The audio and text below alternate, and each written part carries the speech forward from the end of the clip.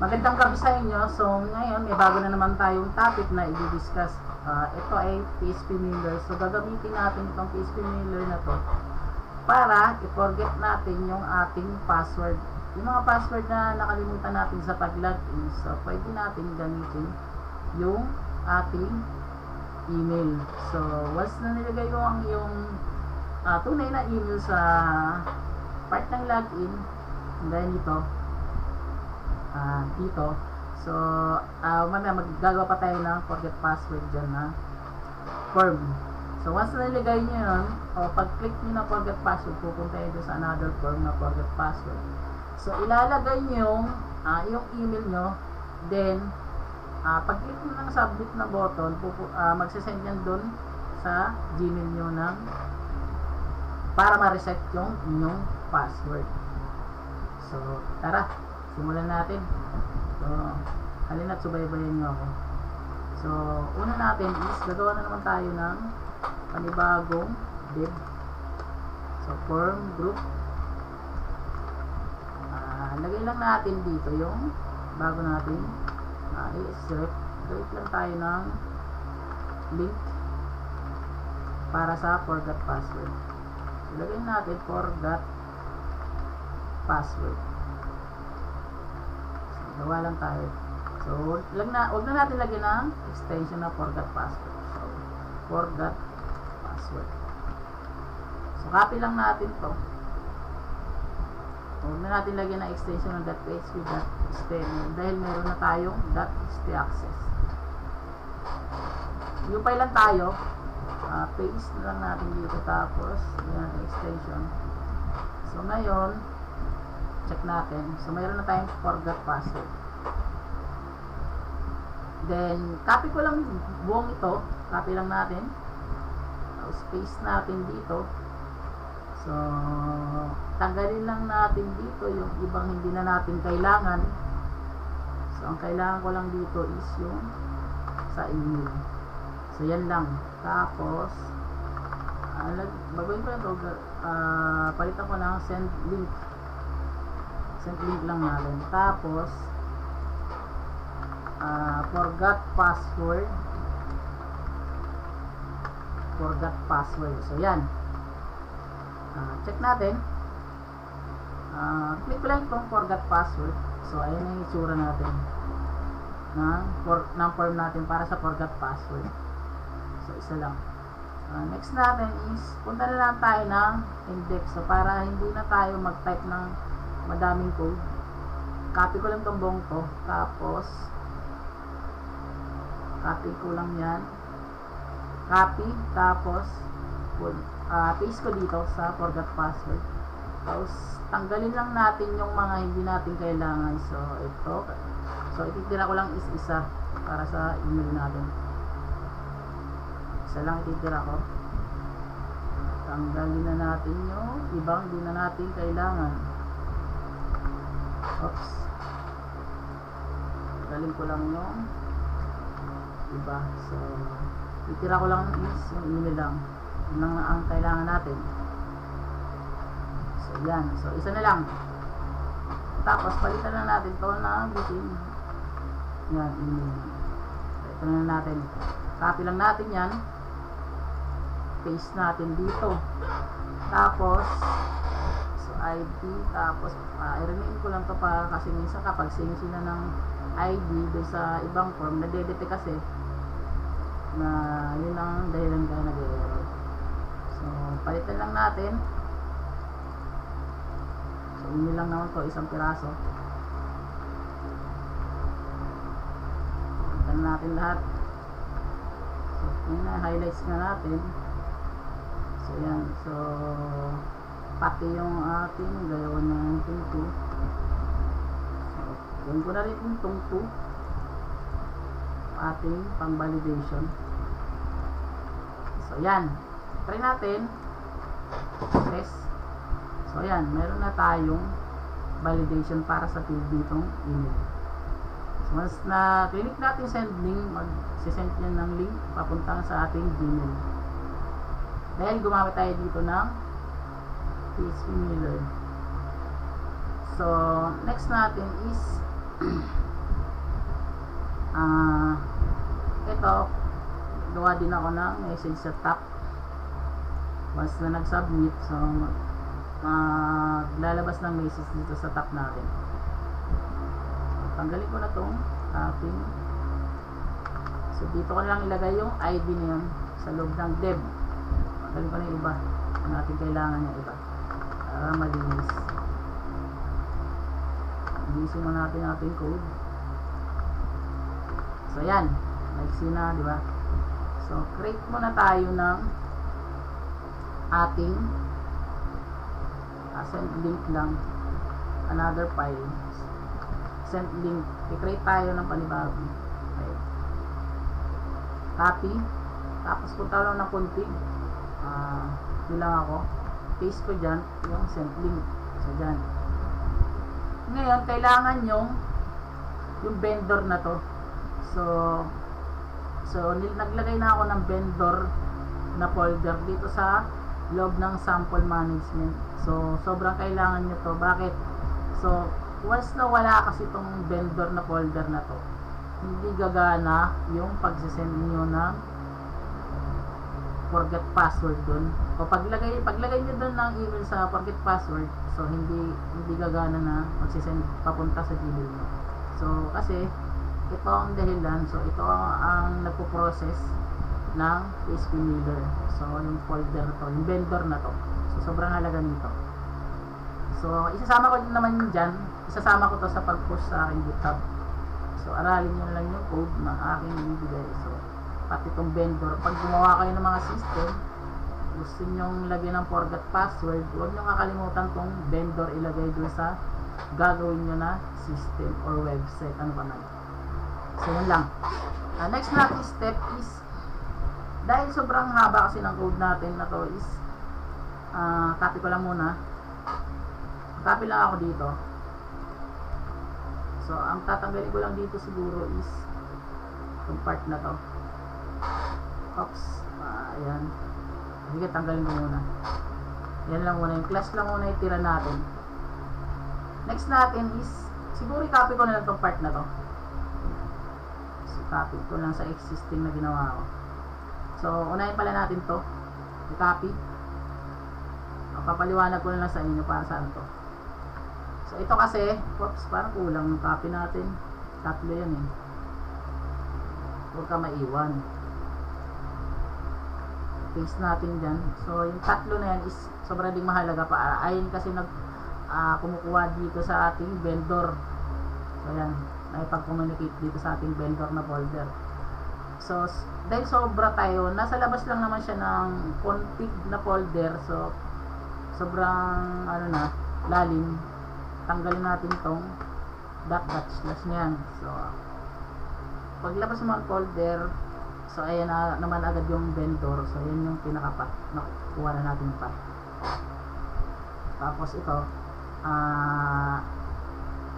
kinukul na lang nito yung mga ito doon sa loob ng vendor na folder. Is entity, exception, is Mailer. So yan. Next natin is, copy na natin itong post. Papaliwanag ko na lang. Copy natin yan. Paste natin dito. So yan. So ayusin lang natin. Kaya pag-alala, papasok ko na yung code to sa aking GitHub. Next natin is, nag-create tayo ng random na run. Tapos, yan lang natin ng MD5. So gumagawa yan. Random yan ng mga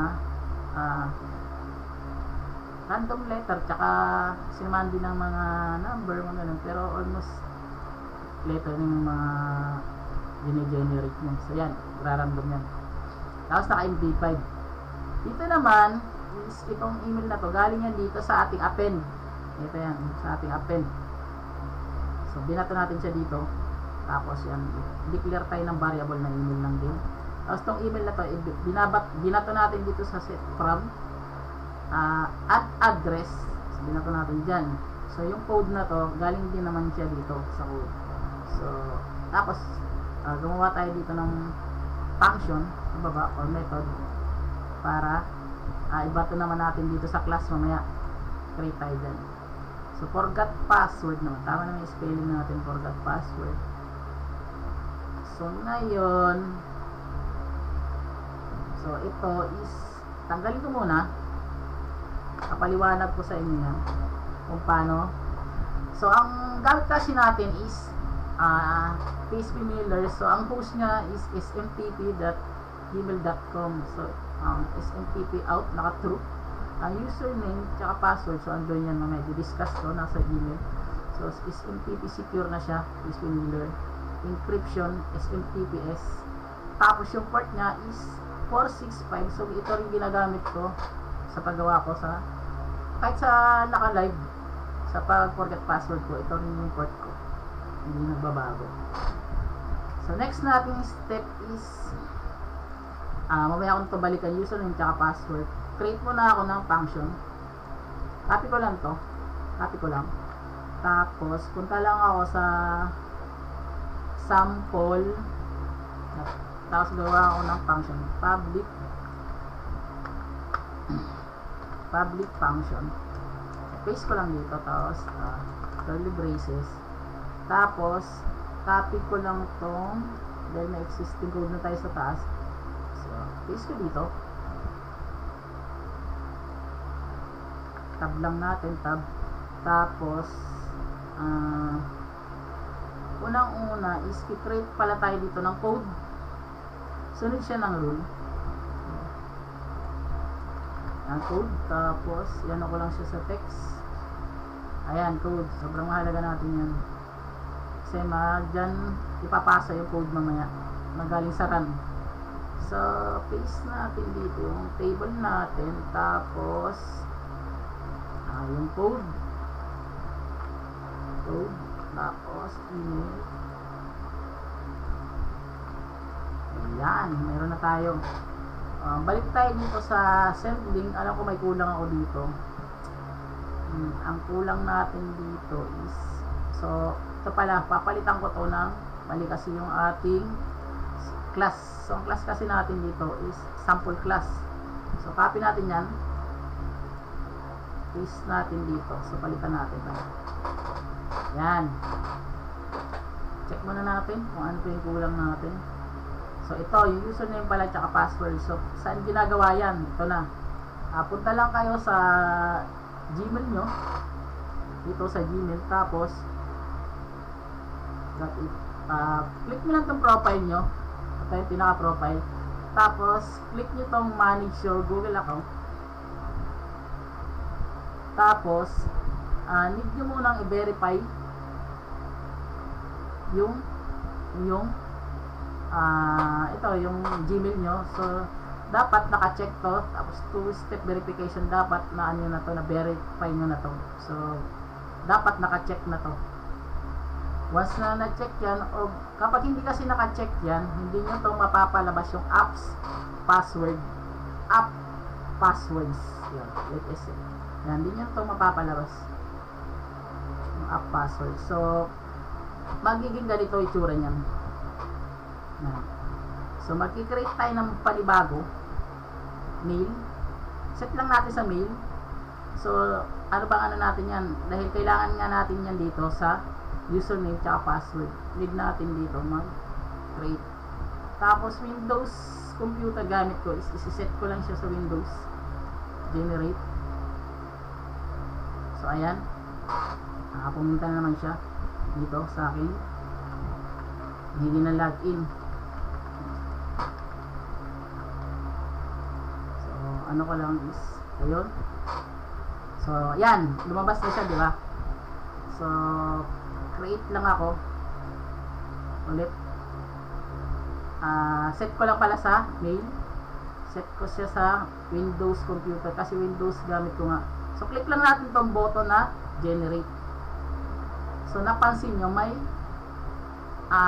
inano siya na random password. So copy niyo yan, yung pinaka password niya na binigay ni Google, copy niya yan. So ayan yung space niyan, matik pag finish niyan, mawawala yan. So paste natin dito sa password. Ayun, napansin nyo, nagdikit-dikit naman sila. So dito naman sa username, ilalagay ko muna as temporary. I-click ko lang ito done. Punta ulit kayo dito sa pinaka logo ng profile, tapos copy mo lang itong yung email nyo yan, tunay nyo na email, tapos yan, copy nyo lang, tapos paste nyo dito sa username.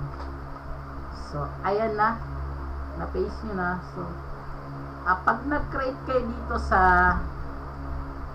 registration, so need nyo talagang ilagay muna yung inyong tunay na Gmail para pag nag-test kayo,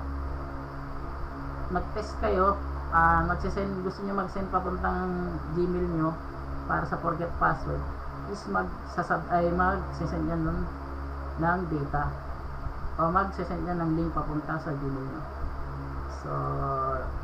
So update nyo rin kung mayroon kayong mga ano na dito na ibang gawa, update nyo lang. Kunwari may ibang email dito, so kunwari ito, update nyo lang, baguhin nyo lang, lagay nyo yung tunay nyo na Gmail. Yan. So once na sinabit nyan natin, magsasend yan dito ng code. So, test na natin yung forget password. So ayan na, click natin yung forget password. Try kong ilagay yung tunay ko na Gmail. So ito yung Gmail na to is Gmail ko rin dito sa pinaka Gmail ko. So copy ko lang. So same siya dito sa table nyo. So copy ko lang, paste ko dito, tapos click ko lang send link. Wait lang natin. So ayan, nag-submit na siya. Pupuntang ngayon ako sa Gmail ko. So open lang ako ng panibagong tab, click ko lang tong Gmail. So sin natin sa Gmail kung nag-send. So ito na siya. So ayan na, nag-send na nga siya so palitan natin ang file management kasi nakalagay. So dito yan pinapalitan sa body. So sa body, so ano siya, ang nilagay natin sample management. So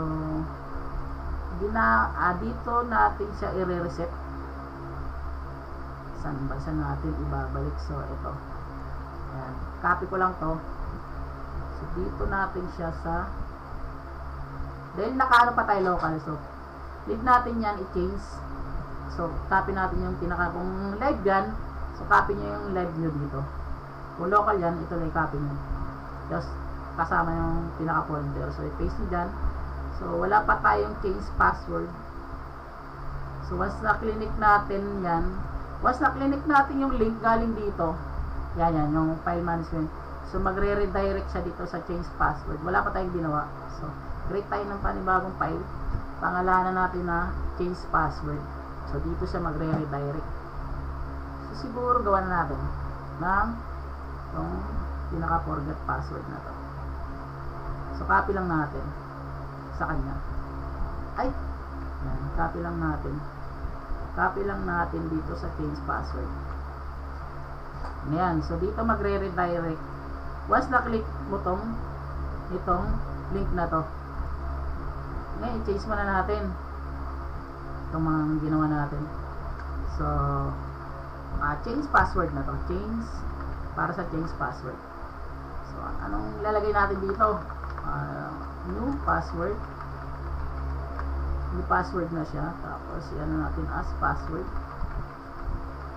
Next natin is para sa confirm password, confirm password. So lagyan natin new password, confirm password. Copy lang natin yan, paste natin dito. So password na para hindi mahaba. Considered na confirm password. Alamin na natin yung mga name na to. Oops, nangyari, dama yung iba. So yan, tanggalin ko lang yung iba, hindi ko na kailangan para lumaba yung code. Tapos ano ko lang na password. So yan, tapos update password na lang to siguro. Update password. So yan, update password na lang lagyan natin. New pass, update na lang, update pass, para sa inyo na kung ano yung pangalan nyo. So yan lang muna. So So, magre-redirect dito once na clinic natin tong link na to galing sa Gmail na sinend. So, delete ko muna. Delete ko muna. Balik tayo. Yan. Balik tayo sa umpisa. Punta muna ng login. Nakalimutan ko yung password ko. Saan ako pupunta? Sa forgot password. Click ko yung forgot password. So, lagay ko ito yung tunay ko na link. Ay, tunay ko na Gmail. So, Toledo. Yung tunay ko na galing dito. So, yan. Copy ko lang. Tunay ko na Gmail. At i-paste ko dito. So, send link. Click natin. Kasi nagpo-process pa yan. So, yan. So, punta tayo dito. So, click ko lang tong password reset. So, napansin nyo, napalitan ng sample management kasi sample management tinitle natin dito sa ating ginawa. So, yan. Once na-clinic ko to, napapansin nyo, nagsasend yan dito ng code pala. Hindi ko pala na, no? So, may sinend siya na code. So, saan galing ang code na yan? Galing yan dito sa ating ito.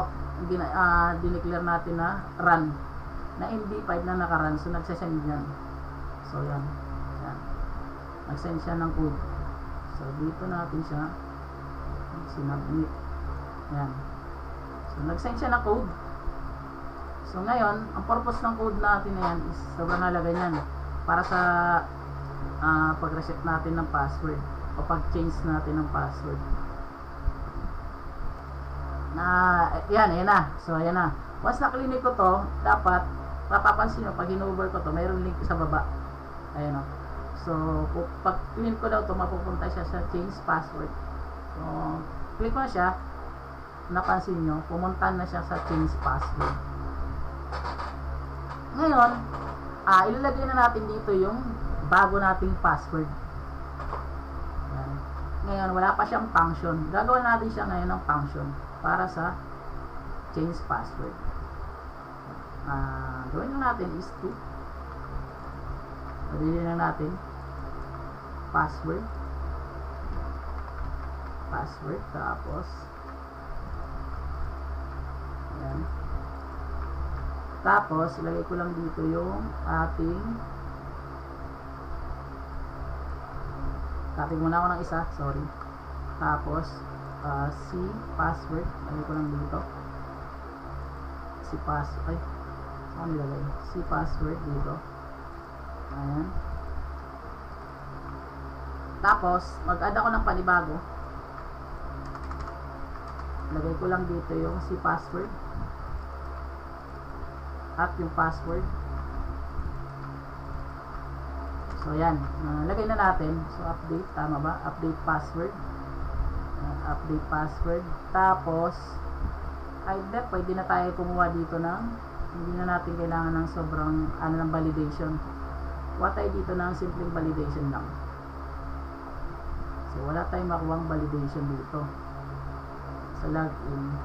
So, hanap ako ng ibang validation dito sa ating sa police. So, punta lang ako dito. Kuha lang ako ng ibang validation. Simpleng validation lang. Yan, kaya nito. Copy ko lang. So, punta lang ako dito. Change password. So, palitan ko lang tong validation na to. Simplihin lang natin validation. Ayan. Ganyan lang natin validation niya.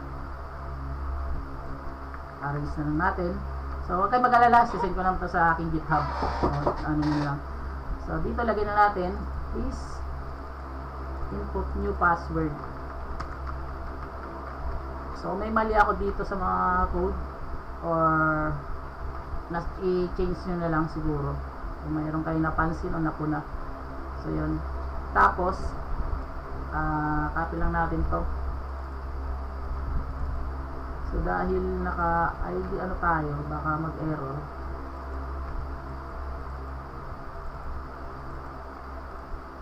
Uname na lang.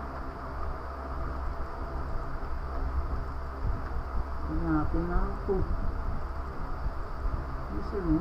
Ay, kasi password pala, sorry. Tapos ano natin dito? name, oops, naka-ID to, naka-ID, sorry. So, kailangan natin i-ID. Baka mag-error. So, yan. Tapos, password or new password ito. Copy natin to. Paste natin dito. Paste natin dito. Yan. Tapos, gawin din natin yung si password na to ng kanyang validation. Madali lang natin. So, lagyan din natin ng confirm password. So, gawa natin siya. Copy ko lang yan. Paste ko dito. Tapos, maggagawa ko ng banibagong boolean. Ayan. So, ayan. Next natin is, siyempre, iba yung ano yan. Si password. Lagyan natin dito. Si password. Please input confirm. Confirm. Please input confirm password. Tapos, si pass. Ba't naka-name yun? Sorry. Palitan ko yung ano. Mali yung ano. So, ito, pass. Copy ko lang. Mali yung ano natin. So, dito, pass. Check muna natin kung gumagana na yung ating validation. So, check natin. So, ayan. Gumagana na yung ating validation. Para sa new password tsaka confirm password. Next nating step is, once na click natin yung update password, so, mag-create na tayo para sa kanya. Gawin lang natin itong 3 message. Palitan lang natin dito yung message. Tapos, create na tayo ng change password. Change password. Change password. So, copy ko lang to. So, ayun na yung update ng Gmail sa pag-send. So, hindi na kumakagat yung pinakaluma dati na Gmail na style. So, binago na nila. Kasi dati, ang nilalagay sa Gmail is tunay na Gmail. Pwede rin na dami na Gmail. At tunay na password. Ang iniwasan kasi ng Gmail doon is yung tunay na password. Kasi dati. So, kaya sila, nag-create sila ng ganitong style. Na nakapag-generate ng ibang password. So, yun yung gagamitin mo dito sa yung password dito. So, di ba? Hindi na tunay na password dati. Tunay na password nilalagay dyan. So, yun lang. Next natin is create tayo nyan. Copy. Tapos, punta lang tayo ng config. Mag-new file tayo. Paste natin dito. Change password. So, yan. Sasubmit kasi natin itong dalawa. So, mayroon pa tayong nakalimutan na isa. Hindi kasi natin kunin yung yung mismong reset na random MD5 na to. So, yung ni-random natin kanina na naka-MD5. So, need natin yan i-save or i-get para natin yan makuha. So, punta lang ako sa header or create na ako sa header ng bagong PHP. So, ganyan. Declare lang ako get link. Ano lang siguro. Tapos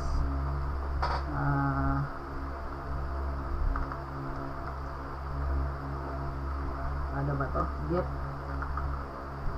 Hindi natin maano. Get. Hindi malabas. Wait lang. Kasi puputi ito eh. So, change password. So, get. Ayan. So, yan. Need natin kasi kunin yung so, copy lang natin tong reset. Copy natin yan. Copy natin yan. Tapos, paste natin sa loob yan. So, ngayon, so, echo muna natin kung talagang nakukuha natin yung URL dun sa yung pang-reset. Reset code. So, ayan ito yung reset code na to. So, paste, natin, refresh. So, andyan lang yan, naka-hide. Hindi natin makita. So, try na lang natin tong try natin to kunin. Tapos, palabasin natin dito sa ating input. So, try natin, text. So, maglalagay lang ako ng value. So, PHP echo, paste natin dyan. Test natin kung nalabas talaga yung ating. So, ayan, nakuha natin, di ba? Nakuha natin to. So, need natin kasi yan para sa reset o panibagong password. At need natin tong, so, para ganito, magiging empty natin to. So, ayan, para pwede pa niya ulit reset yung password niya panibago. Ngayon, ayan na. So, nakuha na natin. Ang pangalan dito is code. Code na lang din natin. ID niya is code. So, hidden na natin. I-hide na natin. I-press ko muna. Oops, hindi yan. Ayan, naka-hide na siya. Copy ko lang, copy ko lang. Tapos, code. Ayan. Paste ko lang dito. Tapos, copy. Tapos, code. Ayan, code.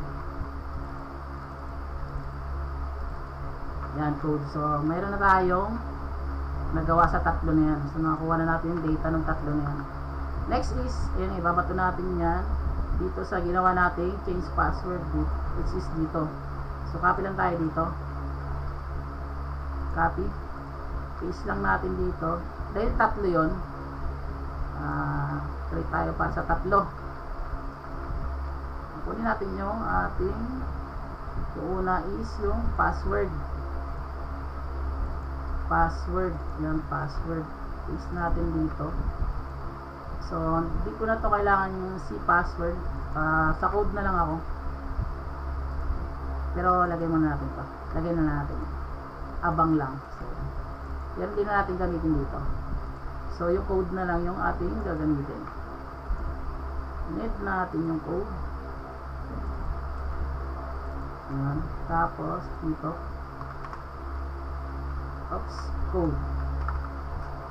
Code. So, yan. So, change password. Palitan na natin na. Or update. Update password. So, ayan yung bagong ano natin. Edit. Edit yan. So, para edit natin. So, palitan natin to ng update password.